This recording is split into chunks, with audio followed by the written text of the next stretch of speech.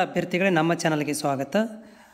ಈ ವಿಡಿಯೋದಲ್ಲಿ ನಾನು BEd ಮಾಡಬೇಕಂತ ಬಯಸಿರುವಂಥ ಅಭ್ಯರ್ಥಿಗಳಿಗೆ ಯಾವೆಲ್ಲ ಅರ್ಹತೆ ಇರಬೇಕು, ಯಾರೆಲ್ಲ ಎಲಿಜಿಬಲ್ ಆಗ್ತಾರೆ, ITI ಮಾಡಿದವರು ಎಲಿಜಿಬಲ್ ಆಗ್ತಾರೋ, ಡಿಪ್ಲೊಮಾ ಮಾಡಿದವರು ಎಲಿಜಿಬಲ್ ಆಗ್ತಾರೋ, ಆಮೇಲೆ ಡಿಪ್ಲೊಮಾ ಮೇಲೆ ಡಿಗ್ರಿ ಮಾಡಿರ್ತಾರೆ, ಆ ಥರ ಒಂದು ಅಭ್ಯರ್ಥಿಗಳು ನಿಮ್ಮಲ್ಲಿ ಡೌಟ್ಗಳಿದ್ದರೆ ಈ ವಿಡಿಯೋ ನಿಮಗೆ ಯೂಸ್ಫುಲ್ ಆಗುತ್ತೆ. ಇದು ಹಿಂದಿನ ವರ್ಷದ ಒಂದು ಅಧಿಸೂಚನೆಯನ್ನು ನಾನು ಮುಂದಿಟ್ಟುಕೊಂಡು ನಿಮಗೆ ಎಕ್ಸ್ಪ್ಲನೇಷನ್ ಮಾಡ್ತಾ ಇದ್ದೇನೆ. ಸೊ ಯಾರೆಲ್ಲ ಅಭ್ಯರ್ಥಿಗಳು BEd ಆಕಾಂಕ್ಷಿಗಳಿದ್ದಾರೆ, BEd ಕೋರ್ಸ್ ಮಾಡಬೇಕಂತ ಮಾಡಿದಿರಿ, ಅಂಥ ಅಭ್ಯರ್ಥಿಗಳು ನಮ್ಮ ಚಾನಲನ್ನು ಸಬ್ಸ್ಕ್ರೈಬ್ ಮಾಡಿಕೊಳ್ಳಿ. ಮುಂದೆ ಬರುವಂತಹ ಆನ್ಲೈನ್ ಕೌನ್ಸಿಲಿಂಗ್ ಪ್ರಕ್ರಿಯೆಗಳನ್ನು ನಿಮಗೆ ಅಪ್ಡೇಟ್ ಮಾಡ್ತೇನೆ ಕಂಟಿನ್ಯೂಸ್ ಆಗಿ. ಮತ್ತು ನಿಮ್ಮಲ್ಲಿ ಏನಾದರೂ ಡೌಟ್ ಇದ್ದರೆ ಅದನ್ನು ಕೂಡ ನಾನು ಕ್ಲಾರಿಫೈ ಮಾಡಲಿಕ್ಕೆ ಪ್ರಯತ್ನ ಕೂಡ ಮಾಡ್ತೇನೆ.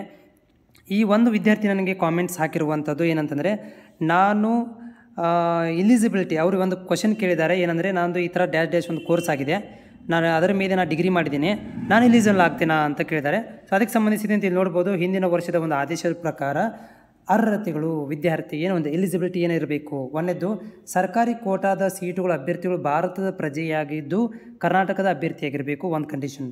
ಎರಡನೇದು, SSLC 10th PUC 3 ವರ್ಷ ಅಥವಾ 4 ವರ್ಷದ ಡಿಗ್ರಿ ಕಂಪ್ಲೀಟ್ ಆಗಿರಬೇಕು. ಉದಾಹರಣೆಗೆ ಇಲ್ಲಿ ನೋಡ್ಬೋದು, SSLC PUC ಪ್ಲಸ್ 3 ವರ್ಷದ 4 ವರ್ಷದ ಪದವಿಯನ್ನು ನೀವು ಏನು ಮಾಡಿರಬೇಕು, ಕಂಪ್ಲೀಟ್ ಮಾಡಿರಬೇಕು. ಎರಡನೇ ಪಾಯಿಂಟ್. ಮೂರನೇ ಪಾಯಿಂಟ್, ಸೊ ಉಲ್ಲೇಖ 12ರ ಆದೇಶದಂತೆ 3 ವರ್ಷದ ಡಿಪ್ಲೊಮಾ, ನೋಡಿರಿ ನೆನಪಿಟ್ಟುಕೊಳ್ಳಿ, 3 ವರ್ಷದ ಡಿಪ್ಲೊಮಾ ಅಥವಾ 7 ವರ್ಷದ ITI ಕೋರ್ಸ್ ಅಥವಾ 3 ವರ್ಷದ ವೃತ್ತಿಪರ ಶಿಕ್ಷಣ ಡಿಪ್ಲೊಮಾ ಅಥವಾ ಅಂದರೆ 3 ವರ್ಷದ ಒಂದು ಏನಾದರೂ ವೃತ್ತಿಪರ ಅಂದರೆ ಪ್ರೊಫೆಷನಲ್ ಡಿಪ್ಲೊಮಾ ಕೋರ್ಸ್. ಉದಾಹರಣೆಗೆ ಇದು ಎಕ್ಸಾಂಪಲ್ ಕೊಟ್ಟಿದ್ದಾರೆ, GOC, JODC, ಆಮೇಲೆ JLDC, ಈ ರೀತಿಯಾದಂಥ ಒಂದು ಕೋರ್ಸ್ಗಳನ್ನು ಮಾಡಿದರೆ ನೆನಪು ನೋಡಿ, 3 ವರ್ಷದ ಡಿಪ್ಲೊಮಾ ಕಂಪ್ಲೀಟ್ ಆಗಿರಬೇಕು ಅಥವಾ 7 ವರ್ಷದ ITI ಅಥವಾ 3 ವರ್ಷದ JOC, ಆಮೇಲೆ JODC ಅಥವಾ JLDC ಈ ಅಭ್ಯರ್ಥಿಗಳು ಮಾಡಿದರೆ ಅಭ್ಯರ್ಥಿಗಳು ಸೊ ಒಂದು ಭಾಷೆ ಅಥವಾ ಒಂದು ವಿಷಯ ಉತ್ತೀರ್ಣರಾದಲ್ಲಿ, ಓಕೆ. ಸೊ NIOSನವರು ಕೂಡ ಮಾಡ್ಬೋದು. ಅಭ್ಯರ್ಥಿಗಳು NIOS ಯಾರು ಎಕ್ಸಾಮ್ ಎಕ್ಸ್ಟರ್ನಲ್ ಕಟ್ಟಿರ್ತಾರೆ ಅಂಥ ಅಭ್ಯರ್ಥಿಗಳು ಕೂಡ ಒಂದು ಭಾಷೆ ಒಂದು ವಿಷಯ ಉತ್ತೀರ್ಣರಾದಲ್ಲಿ ಪ್ರೌಢಶಾಲೆ ಶಿಕ್ಷಣ ಪರೀಕ್ಷಾ ಮಂಡಳಿ ನಡೆಸುವಂಥ PUC ತತ್ಸಮದ ತೇರ್ಗಡೆಯಾಗಿರಬೇಕು ಅಂತ ಕೂಡ ಹೇಳ್ತಾ ಇದ್ರು. ಸೊ ಅದರ ಜೊತೆಗೆ ನೆಕ್ಸ್ಟ್ ಏನಂತಂದರೆ, ವೆರಿ ಇಂಪಾರ್ಟೆಂಟ್ ಥಿಂಗ್ಸ್ ಏನಂತಂದರೆ ಇಲ್ಲಿ ಇವುಗಳು ಅರ್ಹತೆಯನ್ನು ಪಡ್ಕೊತ, ವೆರಿ ಇಂಪಾರ್ಟೆನ್ಸ್, ಓಕೆ. ಸೊ ನೋಡಿ, ಇನ್ನೊಂದು ಸಲ ರಿಪೀಟ್ ಮಾಡ್ತೇನೆ. ಏನಂತಂದರೆ ಇಲ್ಲಿ ನೀವು ಅನ್ನೋದು ಕರ್ನಾಟಕ ಪ್ರಜೆಯಾಗಿರಬೇಕು, ಆಮೇಲೆ SSLC PUC ಅಥವಾ 3 ವರ್ಷದ ಡಿಗ್ರಿಯನ್ನು ಕಂಪ್ಲೀಟ್ ಮಾಡಿರಬೇಕು. ಅದಾದ ಮೇಲೆ ಇನ್ನೊಂದು ಏನಂತಂದರೆ, ನೀವು 3 ವರ್ಷದ ಡಿಪ್ಲೊಮಾ ಅಥವಾ 7 ವರ್ಷದ ITI ಅಥವಾ 3 ವರ್ಷದ ಪ್ರೊಫೆಷನಲ್ ಡಿಪ್ಲೊಮಾ ಕಂಪ್ಲೀಟ್ ಆದರೂ ಕೂಡ ಅರ್ಹತೆಯನ್ನು ಪಡೆದುಕೊಂಡಿರ್ತಾರೆ, ಓಕೆನಾ. ಸೊ ಇದು ನಿಮಗೆ ಕ್ವಾಲಿಫಿಕೇಷನ್ ಏನೆಲ್ಲ ಎಲಿಜಿಬಿಲಿಟಿ ಇರಬೇಕಂತ ನಿಮ್ಮಲ್ಲಿ ಡೌಟ್ ಇತ್ತು, ಅದು ಕ್ಲೇರಿಫೈ ಆಗಿದೆ ಅಂತ ಅಂದ್ಕೊಂಡಿದ್ದೀನಿ.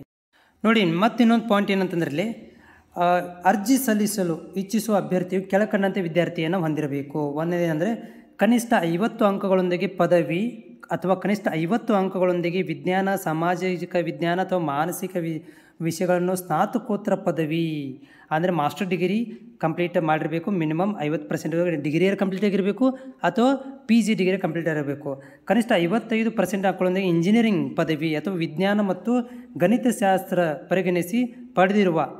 ಪರಿಗಣಿತಿ ಪಡೆದಿರುವಂತಹ ಅಭ್ಯರ್ಥಿಗಳು ಕೂಡ ಇಲ್ಲಿ ಎಲಿಜಿಬಲ್ ಇದ್ದಾರೆ. ಅಂದರೆ ಇಂಜಿನಿಯರ್ ವಿದ್ಯಾರ್ಥಿಗಳು 55% ಒಳಗಡೆ ಅಥವಾ ವಿಜ್ಞಾನ ಮತ್ತು ಗಣಿತಶಾಸ್ತ್ರದಲ್ಲಿ ಪರಿಣಿತ ಪಡೆದಿರುವಂತಹ ತಂತ್ರಜ್ಞಾನ ಅಥವಾ ಯಾವುದೋ ತತ್ಸಮಾನ ಅಭ್ಯರ್ಥಿಯನ್ನು ಹೊಂದಿರಬಹುದು. ಇದು ಕೂಡ ಒಂದು ಕಂಡೀಷನ್.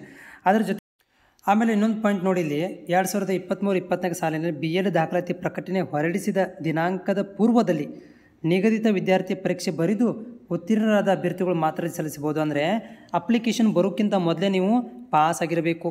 ಎಕ್ಸಾಮ್ ಬರೆದು ಪಾಸ್ ಆಗಿರುವಂಥ ಅಭ್ಯರ್ಥಿಗಳಿಗೆ ಅಪ್ಲಿಕೇಶನ್ ಹಾಕ್ಬೋದು. ಅಂದರೆ 2024 ಮತ್ತು 25ನೇ ಸಾಲಿನಲ್ಲಿ ಅಪ್ಲಿಕೇಶನ್ ಬಿಡೋಕ್ಕಿಂತ ಮೊದಲು ನಿಮಗೆ ರಿಸಲ್ಟ್ ಅನೌನ್ಸ್ಮೆಂಟ್ ಆಗಿರಬೇಕು.